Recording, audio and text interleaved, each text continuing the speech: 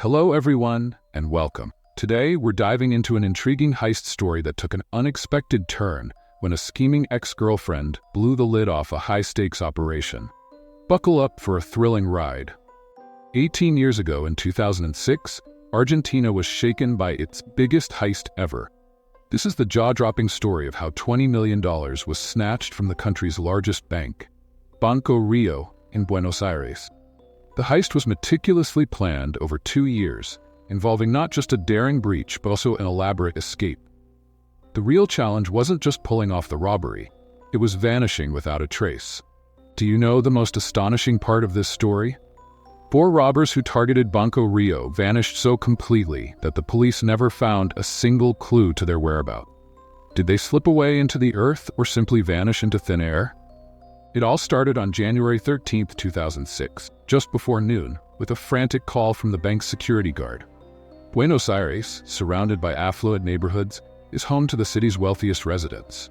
Banco Rio, the city's largest bank, was renowned for catering to these elite clients, making access to its lockers incredibly difficult. On that fateful day, at 12:45 p.m., the local police received an urgent call. 4 armed thieves had stormed into the bank, taking 23 hostages. The alarm was raised, and the police, aware of the bank's significance and the high-value items inside, swiftly mobilized their forces.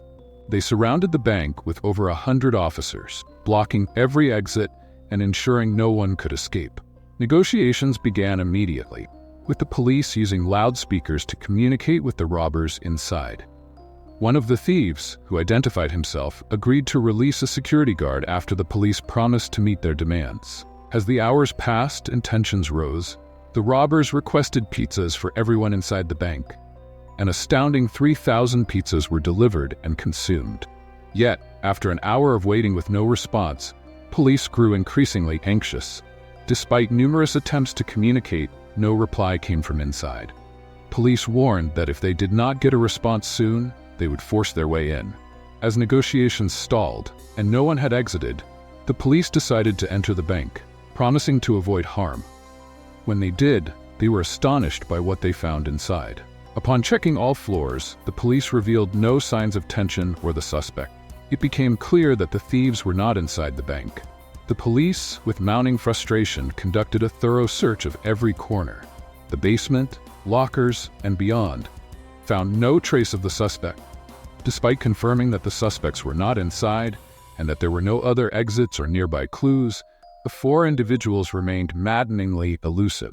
The robbers had broken into 143 of the bank's 400 safe deposit boxes and made off with millions in cash and valuables. Despite extensive searches and securing all exits, the police found only a few broken lockers, a battery pack, tool for opening the boxes, and some toy guns. The robbers had left no trace. Months went by with the police unable to crack the case, until one day, a girl walked into the Buenos Aires police station with crucial information. She presented a stolen item and detailed the missing valuables, leading to the identification of a suspect. It turned out her boyfriend was one of the thieves. During interrogation, the suspect revealed the identities of the other gang members, leading to the arrest of all 4. The heist was ultimately exposed due to a personal dispute. The girlfriend's anger after their breakup led her to the police, filling the gaps that had stumped investigators. The story began to unravel, revealing its layers one by one. The mastermind behind the audacious robbery was Fernando Araujo, who, inspired by a previous failed heist, crafted a daring plan to escape through a tunnel. He shared his idea with his friend Sebastián García Bolster, who, despite initial skepticism, agreed to help, provided there was no violence involved. Fernando's plan was to use a tunnel connected to Buenos Aires' storm drains for their getaway. To avoid triggering alarms, he chose to execute the heist during a workday. Fernando meticulously orchestrated the heist, with Sebastián handling tunnel construction and recruiting seasoned thieves Doc and Beto. Sebastián, a skilled engineer, worked alone at night, ensuring precision in tunnel construction. To finance the operation, Fernando sold his car and brought in Luis Mario Vitete, a notorious thief with a flair for high-profile heists. On the day of the robbery, Fernando and his crew executed their plan flawlessly. Sebastian dug the tunnel, Vitet managed the hostage situation while disguising himself as a negotiator, and Fernando, Beto, and Doc handled the bank's interior. As Vitet engaged the police in negotiation, Sebastian broke into the locker room via the tunnel with Fernando's help. Using a powerful jackhammer, nicknamed the Power Cannon, they worked swiftly to open the bank lockers, filling bags with loot in just 90 minutes. The thieves then dismantled the power cannon and erased all traces of their entry. They covered the breach, reconstructed the room to look untouched, to avoid leaving any trace and deceive everyone, and escaped via Zodiac. But the plan almost faltered when the Zodiac engine failed. Fortunately, Fernando had anticipated this, providing paddles for the crew. They navigated about 10 blocks to a hidden exit, hoisted the loot to the surface using a pulley system, abandoned the boats, and made their way back home in a rented car. Then, they started celebrating the heist. The heist was executed with precision, securing $20 million.